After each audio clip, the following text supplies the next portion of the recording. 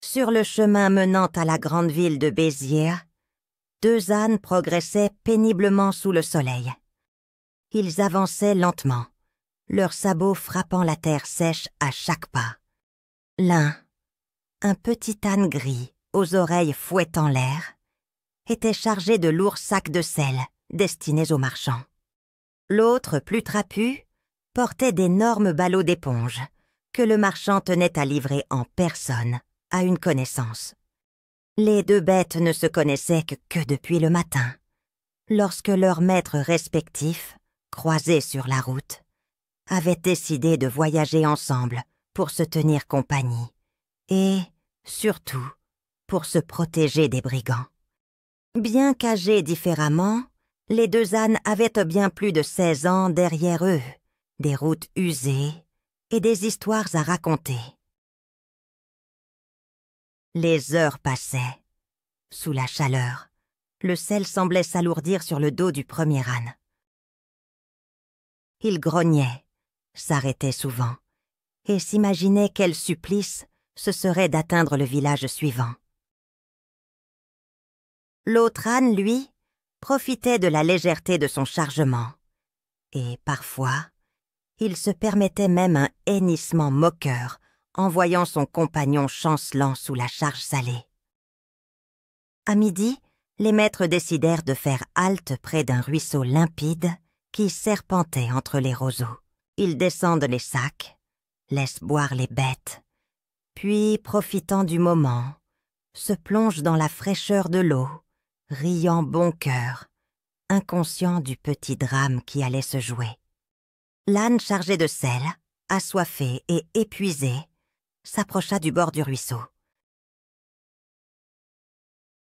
Et dans un élan de maladresse ou de pure détresse, son sabot glissa sur une pierre humide. Tout à coup, il se retrouva les quatre pattes dans l'eau, les sacs de sel à moitié submergés.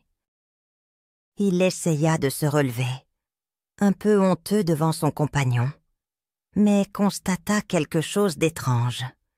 Le chargement, subitement, semblait presque léger. À chaque mouvement, il sentait le sel fondre et s'évaporer, laissant ses sacs flasques et vides. Sur la berge, l'autre âne observait la scène avec un brin de moquerie, mais aussi de jalousie. « Tu as trouvé un drôle de moyen pour alléger ta charge, hein ?» glissa-t-il, mi-figue, mi-raisin. Mais il ne fut pas en reste. Se disant qu'une baignade ne pouvait que lui faire du bien, et ayant remarqué l'allègement miraculeux opéré sur son camarade, il décida, lui aussi, de s'avancer dans le courant. À peine ses ballots d'éponge effleurèrent-ils l'eau, qu'ils se mirent à absorber les flots avec avidité.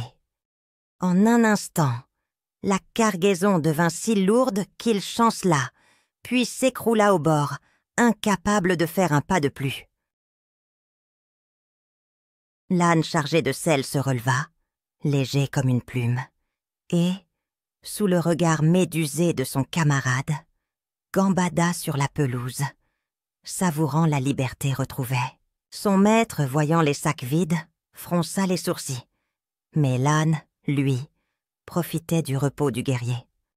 L'âne chargé d'éponge, quant à lui, ne put avancer. Ses sacs triples en volume, dégoulinants, semblaient soudain peser des tonnes. Il gémit, jeta un regard désespéré à son propre maître, qui comprit trop tard la malice de la rivière. Le reste du trajet fut bien différent. Le premier âne marchait allègrement, presque joyeux, tandis que le second avançait d'un pas lourd, regrettant amèrement sa fausse astuce. Moralité. Il arrive parfois que la prudence sauve de la misère, et que l'envie, mal guidée, n'apporte que plus de difficultés. Certains croient alléger leur peine, pour ne faire qu'alourdir leur fardeau. Sur la route, on raconte encore aujourd'hui l'épopée de ces deux ânes, l'un chargé d'éponge, l'autre de sel, et autrefois, il suffisait de mentionner la rivière pour voir tout le monde sourire.